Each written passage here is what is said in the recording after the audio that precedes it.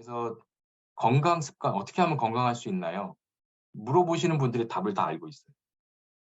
물어보시는 분들이 어떤 상황에서 건강을 챙기는지 알고 있어요. 이미 다 알려져 있어요. 많이 걷고 근력 운동하고 그다음에 식사 잘하고 절주하고 금연하고 필요한 사회 활동하고. 근데 매우 건강한 노인이 아니다. 그러면 약간 질병을 하나씩 있어요. 한두 개 있어요. 그러면 그때는 질병을 가지고 있는 건강 노인으로 이제 포함을 시키면 되고요. 그리고 이제 허약 노인이다. 이제 약간 근력도 약해지고 여러 가지가 좀 취약해지는 상황이다. 그러면 그때도 건강 증진에 목표를 세울 수 있어요. 근력을 키우고 가능한 선에서 가동 범위를 넓히고 영양을 개선하고 그리고 필요하다면 다른 사람의 도움을 받아야 돼요. 그러니까 여기에 속하는 분들의 많은 분들이 남의 도움에 대해서 거부해요. 나는 나 할 수 있어. 나 혼자서 할 수 있고 나 이렇게까지 도움 안 줘도 돼. 뭐 내지는 이런 도움에 대해서 내 자존감을 많이 떨어뜨린다고 생각하고 거부하는 분들이 꽤 있어요. 그거를 거부하시는 게 별로 도움이 안 된다라고 생각합니다. 혼자서 할 수 있는 건 혼자서 하셔야죠. 하는데 도움에 대해서도 무조건 거부할 게 아니라 수용을 하고 도움받아서 건강을 지키시면 되잖아요. 그거를 하시면 좋겠는데 많은 분들이 참 이 상황에서도 나는 성질을 내고 뭐 "난 할 수 있는데 왜 도와주냐. 왜 거들어 주냐. 이거 너 필요 없다." 이렇게 얘기하시는 분들이 꽤 있다. 그러다가 이제 낙상 같은 걸로 문제가 생긴다. 자 그러면 이미 낙상도 벌어졌고 허약도 안 좋고 뭔가 상태가 안 좋아졌는데 그때도 건강 증진이 가능하냐? 네, 가능합니다. 남은 삶이라도 기능을 유지하고 더 악화를 막고 더 낮은 수준에서 도움을 받는 거를 목표로 잡아야 돼요. 그 휠체어를 타고 계속 다닌다. 하지만 휠체어를 안 탈 수 있는 방법을 찾아서 쪼끔이라도 내 근육을 쓴다. 24시간 휠체어로 타고 다니시는 분하고 한두 시간이라도 내 근육을 쓰는 분들하고 상황을 보면 10년 후, 1년 후가 다릅니다. 그분은 자기 근육을 쓰는 분들이 훨씬 더 건강하게 오래 사세요. 근육을 쓸 수 있다라는 건 옆에서 누군가가 위험하니까 지켜봐 줘야 되고 부축해 줘야 되고 뭔가 이렇게 옆에서 지지해 줘야 되고 이런 상황에서 제한적으로 쓰더라도 그렇게 쓰셔야 되는 거예요.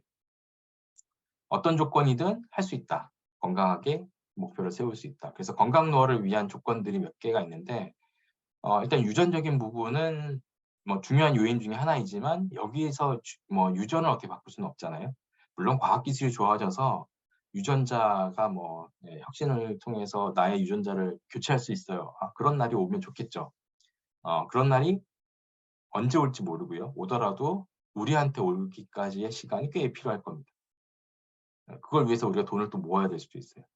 그거를 하다 보면 그것만 기다릴 수는 없다. 두 번째는 라이프스타일을 바꿔야 됩니다. 라이프스타일 초이스에서 가장 알려진 바 식이 조절하고요. 제한된 식이하고 운동하고 잘 자고 그다음에 스트레스 관리하고 이게 기본이에요. 스트레스를 받으면 안 받을 수 없죠. 한국 사회에서 스트레스 안 받고 살 수가 있나요? 스트레스 받으면 풀어내는 것도 중요해요. 뭐 산책하는 거 좋고요. 아니면 호흡법도 요즘에는 많이 얘기하더라고요. 들숨을 크게 이제 들여 마시고 내뱉을 때는 두 번에 나눠서 이렇게 깊이 코로 마시고 입으로 후후 하면서 조금 톤 다운하고 조금 혼자 좀 이렇게 그러니까 좀 뇌를 쉬고 요런 작업들. 스트레스 매니지먼트는 방법을 찾으시는 게 좋아요. 예. 뭐 주변 사람들에게 어느 정도는 좀 하소연하셔도 괜찮고요. 혹은 좀 느슨한 관계에다가 이렇게 뭐 잘 모르는 동호회나 아니면 뭐 온라인 게시판에다가 좀 이렇게 쏟아내고 좀 털어내는 것도 좀 필요합니다. 자 그러고 나서 중요한 게 헬스케어랑 프리벤티브 메디슨 같은 의료 이용을 적절하게 잘하는 거예요. 그러니까 이렇게 레귤러하게 이렇게 정기적으로 체크업을 하고 건강 검진하고 백신 맞고 뭐 만성 질환 관리 아까 하나 있을 때 두 개로 넘어가지 않고 두 개 있을 때 세 개로 넘어가지 않고 네 개일 때 다섯 개로 넘어가지 않도록 하는 거. 그다음에 약물 관리 잘해야 되는 거. 이런 것들은 진짜 필수적인 거라고 생각합니다. 백신에 대해서 뭔가 그 백신을 경계하거나 혐오하거나 굉장히 위험한 걸로 생각하시는 분들이 있어요. 충분히 그럴 수 있을 거라고 생각합니다. 하지만 우리한테 권할 정도가 되면 이미 확률적으로 거의 높은 확률로 효과가 크고 효과가 매우 크고 거기에 들어가는 비용이라든지 부작용은 굉장히 낮은 확률로 혹은 낮은 수준이에요. 그래서 백신을 맞는 게 나한테 뭔가 위험을 주는 것 같은 행위라고 인식될 수도 있지만 맞지 않아서 발생하는 문제가 더 크다. 저는 그렇게 봅니다. 그래서 백신을 가급적이면 때가 돼서 독감 내지는 다른 백신들이 맞을 때가 되면 맞으시는 게 좋습니다. 건강에 대해서는 사실 연구하기가 쉽지 않은 부분이 있어요. 왜냐하면 시간도 오래 걸리고요. 그리고 그 결과가 여러 가지 요인들의 결과물이기 때문에 요인이 여러 가지다 보면 진짜 순수하게 그 효과가 어느 정도 되는지 모릅니다. 그래서 어떤 약의 효과나 아니면 이제 어떤 치료제의 효과를 낼 때는 굉장히 그 퓨어한 상태, 실험실 조건에서 다 통제하고 똑같은 거 먹고 똑같은 조건에서 똑같은 상황을 가정하고 실험을 하는데 현실에서는 또 다양한 요인들이 조정이 되죠. 그래서 최종 결과물인 사망이나 질병이나 삶의 질 같은 경우를 측정하기가 쉽지도 않고 오랜 기간 필요한데 그래서 이런 연구들을 할 땐 중간 지표들을 보통 얘기합니다. 임상적인 수치, 혈압이나 혈당 같은 것도 있고요. 노쇠 증상 같은 경우도 중간 지표를 많이 얘기해요. 예를 들면 근력. 근력을 가장 쉽게 재는 방법은 악력계가 있습니다. 악력계. 그러니까 이렇게 보통 판매하는 거를 보면 이렇게 손을 이렇게 꾹 몸에서 떨어뜨린 상태에서 손으로 이렇게 꾹 잡으면 30kg을 이제 악력을 보인다든지 40 이렇게 되면 굉장히 높은 수준이에요. 악력은 왜 재냐? 근육량을 알 수 있어요. 이 몸이 점점 근육이 빠져나가면 빠져나갈수록 악력이 줄어들고요. 악력이 줄어들면 낙상 위험이 더 커지는 겁니다. 악력을 쟀는데 평균 또래보다 현저히 떨어져요. 그러면 그분은 근력 운동, 단백질 섭취 이런 걸 신경 쓰셔야 됩니다. 자, 그리고 건강에 관해서 이런 직접적인 원인도 있지만 우리가 눈에 보이지 않는 근본적인 원인도 있어요. 우리가 조절하지 않아도 그냥 우리가 피부에 그냥 이렇게 숨 쉬는 것처럼 그냥 이렇게 공기 중에 떠돌아다니는 그런 조건들, 예를 들어서 사회적 경제적인 요인들, 환경적인 요인들, 여론들, 건강에 관련된 분위기들 이런 것들은 우리가 알게 모르게 영향을 받는다. 그러면 건강 증진을 위해서는 나도 노력을 해야 되지만 우리가 가지고 있는 제도도 건강에 더 유리하게 만드는 게 필요하구나. 대표적으로 국가가 하고 있는 일들이 몇 개 있습니다. 국민건강증진 종합계획이에요. HP 2030이라고 하는데요. 헬스플랜 2030입니다. 2030년까지 달성할 목표를 이렇게 국가가 예산을 들여서 만든 제도입니다. 모든 사람이 평생 건강을 누리는 사회가 캐치프레이즈예요. 그리고 목표로 건강 수명의 연장, 건강 형평성의 제고를 얘기를 합니다. 2030년까지 노인으로 이제 한정을 하면 각 분야별로 있습니다. 청소년, 노인, 장애인, 그리고 이제 연령 그룹별로도 있고, 혹은 여성, 때에 따라서는 이제 각 분야도 있습니다. 금연이라든지 비만이라든지 이렇게 각 분야별로 다 이제 여러 가지 목표를 세우고 그거를 세부 추진 계획을 만들고 실천을 하고 2030년에 결과를 이제 성적표를 받는 건데요. 첫 번째가 이제 건강과 관련해서는 건강한 노년을 오래 누리기 위한 지역사회에서의 활동들을 지원한다. 그래서 보편적인 건강관리 서비스를 확대하고 여기에도 이제 건강정보 이해력, 헬스 리터러시를 좀 높이고 건강 사업들을 많이 한다. 이렇게 이제 목표로 제시가 되고 있습니다. 그리고 그 다음에는 이제 기능 상태 유지와 이제 장애 예방. 여기서 기능 상태 유지라는 게 앞서 우리 그 HP 2030이 결국은 WHO 세계보건기구에서의 케이퍼빌리티에 이제 접근해서의 어떤 맥락들을 같이 공유하고 있는 상황이고요. 노년기의 어떤 건강관리 서비스, 즉 치료의 어떤 포커스를 치료 가기 전에 평소에 건강을 잘 관리할 수 있는 기술들을 좀 활용을 해보자라고 전략을 세우고 있습니다. 세계보건기구에서 이 건강 노화를 위한 개념 틀로 케이퍼빌리티 어프로치를 기본으로 깔고 있어요. 그래서 우리는 인트린직 캐파시티, 내재 역량을 감소하는 것을 받아들이고 그리고 펑셔널 어빌리티를 높이기 위해서 그 중간에 그 갭을 채우는 환경을 조성하자. 케이퍼빌리티 어빌리티는 어프로치는 아마티아 센이 이제 처음에 얘기한 내용입니다. 후생 경제학자이고요. 아마도 아시아인으론 최초의 노벨 경제학상을 탄 분으로 알고 있습니다. 인트린직 캐파시티라고 하는 개념을 얘기를 하면서 이걸 이제 세계보건기구에서 수용해서 아까 같은 그래프를 만든 거예요. 어떻게 보면 개인의 어떤 역량을 보충할 수 있는 환경적인 조건을 만들어서 개인이 더 건강하게 살 수 있도록 만들자라고 하는 거죠. 어 개념적으로 보면 헬스 에이징이 요런 구조로 되어 있습니다. 우리가 큐브 형태로 되어 있는데 안에 있는 인트린식 캐파시티는 개인의 어떤 특성이고요. 그걸 확대할 수 있는 조건을 만들어서 계속 키워 나가자. 그리고 이거를 개념적으로는 이렇게 그림을 그려보자라는 겁니다. 다음 장 보시면 이게 이제 각 시기별로 연령이 이제 증가함에 따라 필요한 어떤 도움들이 달라지는데 내재 역량이 안정기인 상태, 젊은 사람들에 해당하죠. 혹은 젊은 노인들. 내재 역량이 안정기에서는 차이가 별로 없어요. 인트린식 캐파시티와 펑셔널 어빌리티 차이가 적어요. 그럼에도 불구하고 올릴 수 있어요. 그러려면 여기서는 예방적인 조치들, 그다음에 건강 증진, 질병 관리 이런 것들이 좀 필요하고요. 감소기에 들어가면서부터는 슬로프가 점점 인트린식 캐파시티가 낮아지죠. 슬로프가 점점 빨라지게 가속이 되면서 안 좋아져요. 이거를 끌어올리기 위해서는 우리가 낙상의 상황처럼 특수한 상황에서 어떻게 재활하고 어떻게 도움을 받고 어떤 조치들을 할 거냐가 핵심이에요. 감소기가 점점 급한 경로로 들어갈 거냐 아니면 다시 완만하게 올라가게 만들 거냐. 그리고 이제 손상기 혹은 이미 손상이 고착화된 단계로 들어가면 여기서부터는 다른 사람의 도움을 적극적으로 받을 수밖에 없는데 그때도 적절한 서비스에 적절한 타이밍에 적절한 인력이 제공해주는 서비스가 필요합니다. 한국에서는 의료 인력도 지금 개편을 얘기 안 할 수가 없어요. 노년기에 적합한 구조로 보건의료 인력이 재편돼야 돼요. 간호 인력은 더 필요할 거고 의사 인력도 더 필요할 거고 거기에 관련해서 컨설팅 해주는 사람, 교육해주는 사람, 그 제도를 짜고 그 프로그램들을 운영하는 사람, 또 때에 따라서는 그 케어 플랜을 짜주는 사람, 여러 사람들이 관련돼서 이 일들을 팀으로 작업을 하게 될 겁니다. 물론 이 팀이 좀 더 효율적으로 운영되기 위해서는 제도적인 뒷받침이 필요할 텐데 어쨌든 인력이 있어야 이걸 하는데 인력은 하루 이틀 만에 나오는 게 아니기 때문에 미리 준비하지 않으면 인력은 안 나와요. 그래서 계속 그 의사 수가 부족합니다. 간호사 수가 문제입니다. 하는 얘기들이 왜 나오냐면 지금부터 의사 수를 늘려놓고 6년이 지나야 이제 그때서야 의사 면허를 딴 사람이 나오는 거잖아요.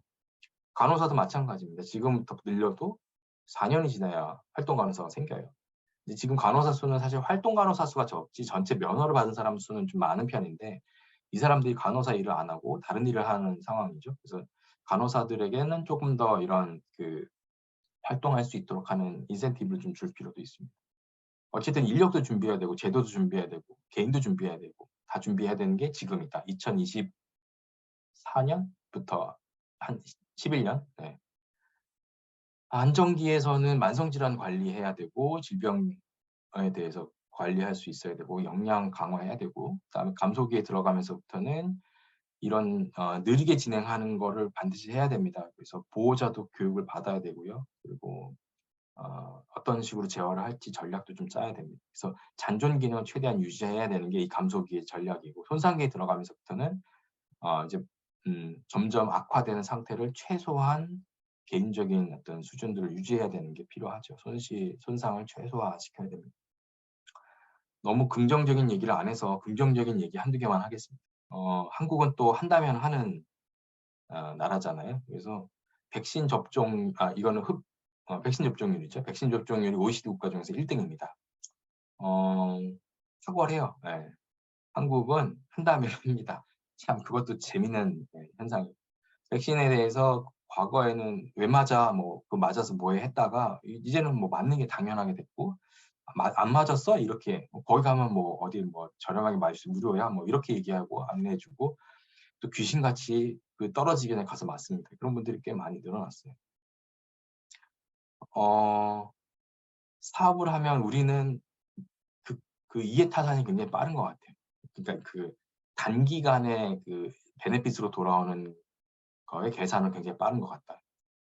그래서 큰 플랜을 짜더라도 이런 디테일한 것들 중간에 인센티브를 계속 이렇게 촘촘하게 넣어서 인센티브 따라가다 보면 나도 건강해지고 너도 건강해지고 그런 구조를 좀 만들어야 된다 생각입니다. 그 다음에 이제 희망적이지만 아직도 안심이 안 되는 지표 중에 하나가 흡연율입니다. 흡연율은 과거에 비해서 또 많이 개선됐어요. 하지만 여전히 OECD 국가 중에서는 높은 편입니다. 그래서 더 떨어져야 돼요. 지금보다 더 떨어져야 되는데 더 떨어지지 않고 답보 상태거든요. 그래서 이것도 좀 뭔가 좀 해야 된다. 담배 회사를 상대로 국민건강보험공단에서 소송을 걸었어요. 담배 때문에 공단의 돈이 더 많이 나가고 있다. 손해를 보고 있다. 담배 회사가 물어내라. 1차 소송에선 졌습니다. 지금 상고를 한다라고 하는데 어떤 결과가 나오든 간에 이게 담배로 인해서 의료비가 증가하고 건강 그 검진이나 뭐 여러 가지 비용들이 늘어나는 거는 사실이긴 하니까 흡연을 덜 했으면 좋겠다. 희망적이면서 또 하나의 숙제.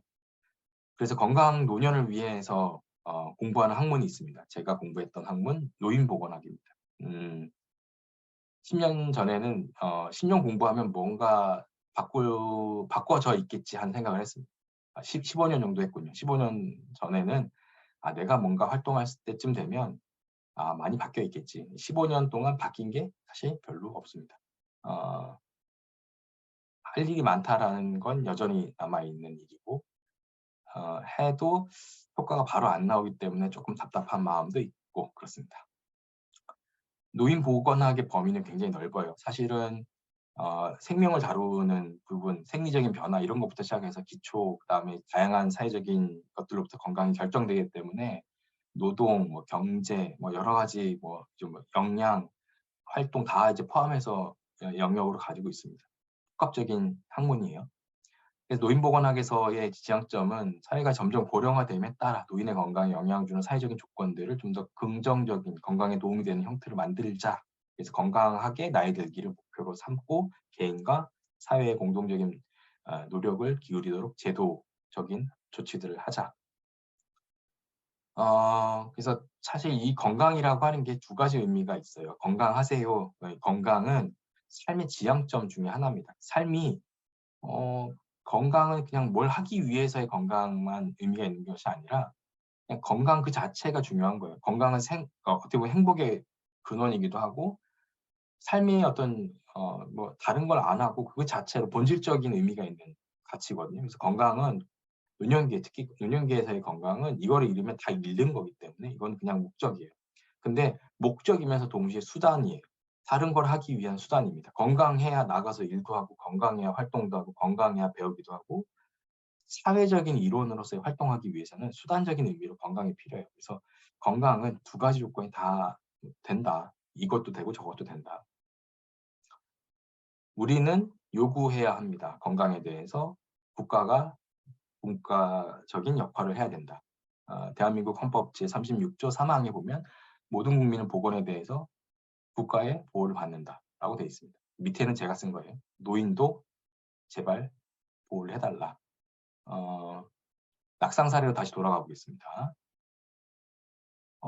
낙상 이후에 다시 내가 좋아했던 그 할머니가 좋아했던 꽃꽂이를 다시 하려면 이동할 수 있는 역량이 있어야 돼요. 내 인트린직 캐파시티도 있어야 되고 그리고 그 두려움도 이겨낼 필요가 있고요. 그리고 주변에서 도움도 필요한데 단지 그냥 이거를 다시 넘어질까 하는 걱정 때문에 못 나가게 막는다? 그러면 더 근육이 빠지고 더 문제가 생기고 더 우울해지고 악순환되기 시작해요. 이 악순환을 깨려면 나가셔야 해서 내가 원하는 걸 하셔야 돼요. 그걸 할 수 있게끔 안전하게 할 수 있도록 이동수단이 있어야 돼요. 그럼 아들도 나가서 일을 하고 며느리도 나가서 일하는데 누가 이걸 저기까지 데려다 줄 거야? 누군가는 있어야 됩니다. 노년기의 가장 문제 중에 하나가 이동입니다. 병원을 가려고 해도 이동을 못하고 어디 가려고 해도 이동이 어렵고 우리는 이동에 대해서 그렇게까지 좋은 환경이 아니거든요. 현재는.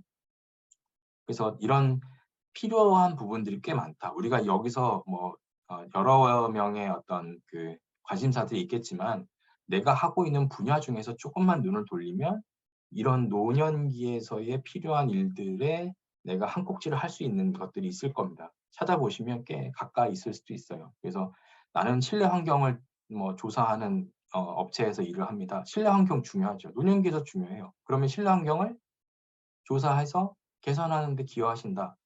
노인 요양시설에서 냄새.